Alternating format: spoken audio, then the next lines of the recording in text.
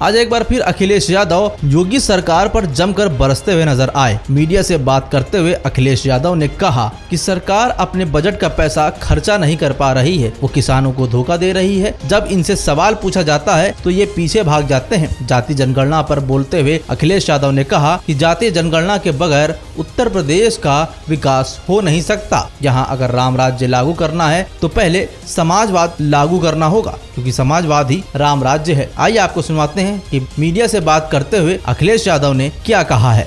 वो लोग हैं जो सबको बराबर नहीं देखते हैं, ये वो लोग हैं जो हर एक को हक और सम्मान नहीं देना चाहते हैं। जाति जनगणना हो जाएगी तो कम से कम सरकार को ये पता रहेगा कि कौन जाति कितनी पिछड़ी है, किसको कितनी आवश्यकता है। सरकार अपने पॉलिसी, अपने कार्यक्रमों के माध्यम से कम से कम वहां तक योजना पहुंचाने में कामयाब होगी।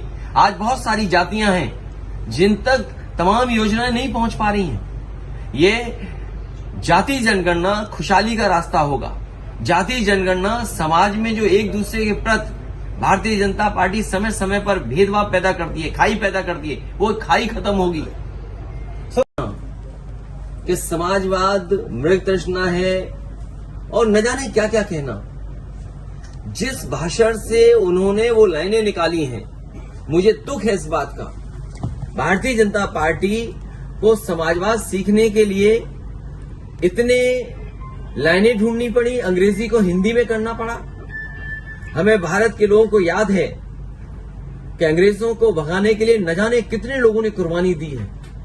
हमारे न जाने कितने लोग शहीद हुए हैं, जाने गए हैं। कई ऐसे लोग हैं जिनका सब कुछ चला गया, छिन गया, निछावर कर दिया उन्होंने देश की आजादी को और आजादी दिलाने के लिए, और ये वही लाइनों को दोहरा रहे हैं। यहां पर दुख है इस बात का कि जिन्हें समाज को बराबरी नहीं लाना है, राम राज्य नहीं लाना है। और मैंने कई बार कहा कि जो राम राज्य है वही समाजवाद है। अगर राम राज्य की शुरुआत करनी है तो उसकी प्रस्थान बिंदु अगर कोई हो सकती है तो वो समाजवाद है। अब आप ये कहते हैं सबका साथ सबका विकास, समाजवादी सिद्धांतों पे चले बिना सबका साथ सबका विकास कैसे संभव है? जो लाइनें इन्होंने चुराई हैं, कम से कम मुख्यमंत्री जी को जानना चाहिए कि दूसरे देश के किसी प्रधानमंत्री ने किस रूप में, किन परिस्थितियों में वो कहा। और वो देश कैपिटलिस्ट हैं और ये भारतीय जनता पार्टी भी कैपिटलिस्टों की।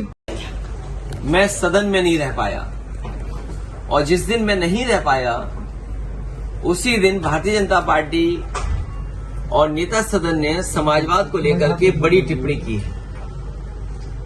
मैं समझता हूं ये भारतीय जनता पार्टी के वो लोग हैं जो बाबा साहब का दिया हुआ संविधान नहीं मानते, जो बाबा साहब भीमराव अम्बेडकर जी ने संविधान दिया है उस संविधान को बदलना चाहते हैं।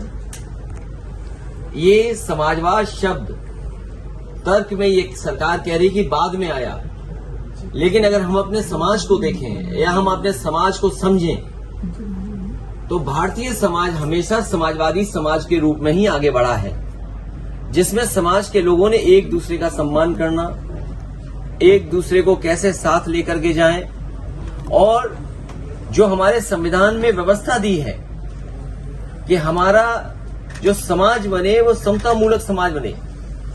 डॉक्टर राममनोहर लोहिया ने कहा कि समाज में संपन्न हो और गैर बराबरी खत्म हो, संपन्नता आए। वहीं हमारे नेता सदन का ये कहना कि समाजवाद मृगतृष्णा है और न जाने क्या क्या कहना। जिस भाषण से उन्होंने वो लाइनें निकाली हैं, मुझे दुख है इस बात का।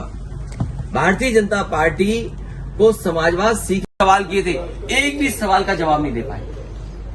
एक भी सवाल का जवाब दिया हो तो बता दीजिए आप। ये सरकार वो जो बजट नहीं खर्च कर पा रही है, ये सरकार वो जो हमारे किसानों को धोखा दे रही है, ये सरकार वो जो आज भी सदन में कह रही है, और देखिए कितने कॉन्फिडेंस से सरकार कह रही है कि सबको रोजगार दे दिया। बेरोजगारी दर क्या 4.2%। इसका मतलब ये हुआ कि हर गांव में रोजगार नौकरी की भरमार है, कोई बेरोजगार गांव में नहीं बैठा। ये भारतीय जनता पार्टी का सपना है क्या? ये सच्चाई है? ये सरकार सवालों का जवाब नहीं दे रही है और सरकार पीछे हट जाती है जब कभी उससे सवाल पूछा जाए।